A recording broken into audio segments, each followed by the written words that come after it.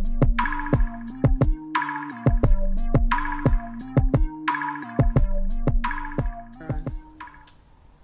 my name is Shanee Murrain. I am the Director of Library Services and Archivist here at Payne Theological Seminary within the Bishop Reverdy C. Ransom Memorial Library.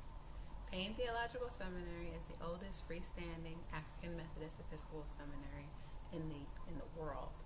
My primary role here is to assist patrons, staff, faculty, and students with electronic and print sources to support their scholarship. My special interest is to assist students and faculty with finding countercultural resources that interrogate the who, when, where, what, and how of how traditional information is given to us about Christianity and other religious traditions, I'm going to give you all a tour of the library as I share how I became a theological librarian. Librarian started my final year of the Master of Divinity degree. I pursued the degree right after undergraduate, which I majored in religion and philosophy. I went to seminary with additional questions about religion and an interest in becoming a professor of theology, ethics specifically. But when I got to school, I realized that I didn't have enough experience and I did not want to do traditional parish ministry. I started to do nonprofit work and ended up working at a cultural center in Far Texas, in Reynosa, Mexico, going back and forth across the border. And it was there that I realized, wow, I'd like to do some community work.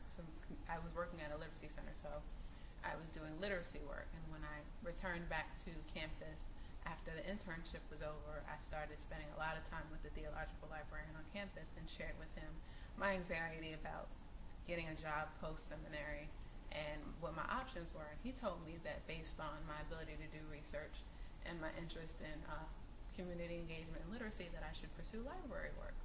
So I found a library school, and I was in library school in North Carolina Central in Durham, North Carolina, which is currently the only historically black institution with the library school. I worked at the Museums of Art and History, the state North Carolina museums. I also did an internship in the University Archives of North Carolina Central University and ended up in my first position after those internships at Duke Divinity School, coordinating their first online collection, which is the Religion in North Carolina digital collection. From there, I moved on to become the Reference and Public Services Librarian at Duke, serving the Department of Religion and the Duke Divinity School. Back to the library at which I am now, Payne Theological Seminary, Bishop Reverdy C. Ransom Library. These are open stacks, and as you can see, they are organized according to the Library of Congress subject heading. One of the things that makes theological libraries special is that when you come to the open stacks, while we do have an A through Z section, the majority of the collection is in the B's, BTs, BXs, BVs, Christianity, biblical theology, Christian denominations, practical theology, ethics. All of those are in the B section of your big red handbooks, which we have some around the corner. Advice for students in library school who are trying to decide what kind of special library they'd like to work in post-graduation is to take into account who you are, your social location. What is it about you as a citizen of the world that you can incorporate into a personality that will lead your work in the library? For example, when I was at Duke Divinity School Library, I was working with a group of young African American professionals to bring a mixed mic night to downtown Durham. And I was able to talk to my library director and incorporate that outside activity into something in the Divinity School. I invited students who came into the library to go to this mixed mic night for self-care during reading week. So they had an outlet.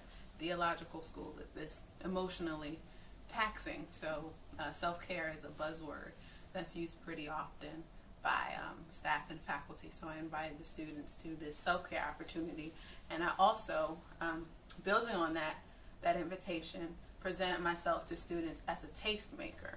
And when they came to the library for, checking out books and such, we engaged in conversations about what was going on in the city. So I became a kind of Yelp Zagat for divinity school students, and they began to, it became a part of my library branding. I'm the young millennial theological librarian who also knows where the bars are and what the fun things to do on campus were. And another of the cool projects that I worked on was incorporating the staff more into the life of the library, not just scholastically, but also socially. We collaborated with our in-house bookstore to have book signings when faculty released new books. So we'd have cupcakes and light refreshments, and faculty got the opportunity to have a party and share their scholarship, and also, you know, do a little bit of celebrity signing.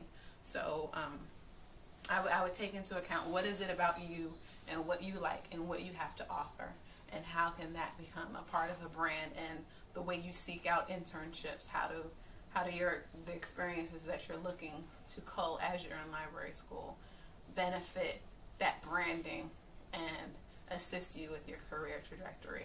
I'd also recommend becoming involved in your professional organizations as early as possible, seeking out leadership roles, trying to serve on committees and roundtables, and have fun.